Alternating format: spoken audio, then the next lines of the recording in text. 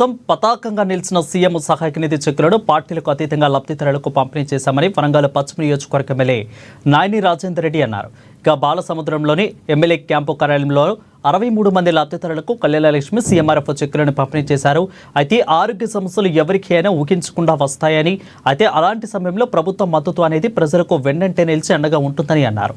ఆరోగ్య సమస్య ఎదురైనప్పుడు పార్టీలు, కులాలు, మతాలు అనే భేదాలు ఉండవని, మనిషిగా చూస్తూ ప్రతి ఒక్కరి ప్రాణాలు కాపాడడం కోసం తానెప్పుడు అండగా ఉంటానని రాజేందర్ రెడ్డి స్పష్టం చేశారు.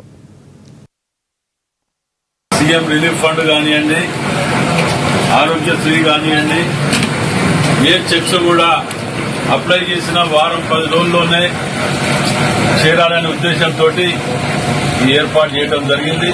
ఏ రాష్ట్రంలో కూడా జరగనటువంటి విధానం ఇది.